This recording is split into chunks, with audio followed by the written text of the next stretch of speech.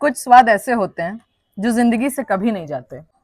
बस हाँ, वक्त के साथ उनकी यादें कभी कभी क्षीण हो जाती हैं। हम उस जमाने से हैं जब गर्मी की छुट्टियों की दोपहर मेरी शहतूत खाते बीतती थी। हमारे बचपन में घड़ी की सुइयों का कोई मतलब नहीं होता। बहुत खट्टा है।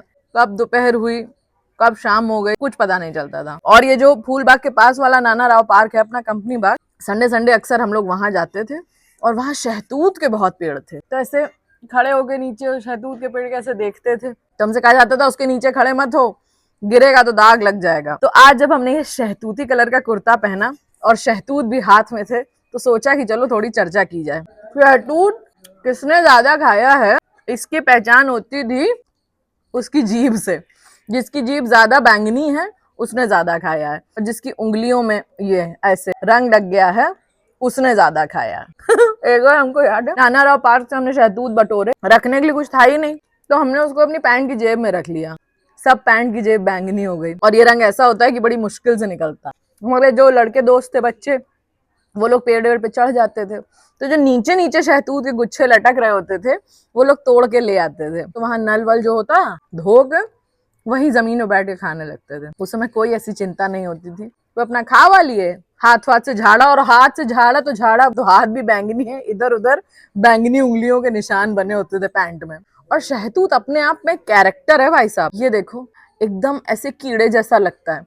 तो कभी कभी किसी के कंधे पे से रख दिया, कीड़ा। फैशन का मैं बचपन से शौक था, तो हमने एक ट्रिक निकाली थी। अभी हम परसों चौक सराफे से निकल रहे थे और वहां शहतूत का टेढ़ा गढ़ा था, और हमको याद है उस समय भी शहतूत ऐसे हरे पत्ते का ऐसे दोना ऐसा बना के उसमें रख के काला नमक छिड़क के देते थे। ये रंग के जो होते हैं वो अक्सर खट्टे होते हैं। ये खट्टा वाला शहतूत आता है, अलग ही खुशी है भाई साहब। ये डाल लो ऊपर से बुकनू। और ऐसा नहीं है कि सिर्फ ये यूं ही एक रैंडम फल है। शहतूत के एंटीऑक्सीडेंट्स स्किन के लिए बहुत अच्छे होती है। रोग प्रतिरोधक क्षमता शहतूत में बहुत होती है। पूरी दोपहर चुप्पे से कोने में बैठे खाते रहते थे।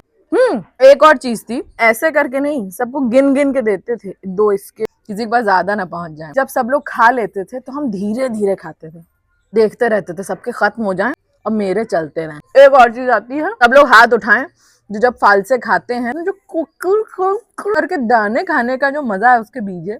मुंबई में तो शहतूत जब भी कहीं जैसे बाई चांस दिख भी जाए तो इस तरह से महंगा है कि ऐसा लगता है इसके अंदर से सोना निकलेगा। और यहाँ देखिए डोंगा भर के खा रहे हैं। उस समय तो शहतूत से उंगलियां, जीभ, होंठ और कपड़े तक शहतूती हो जाते थे। अब हाथ साफ रहते हैं, लेकिन शहतूत का ये रंग आज भी हमारे दिल से नहीं उतरा।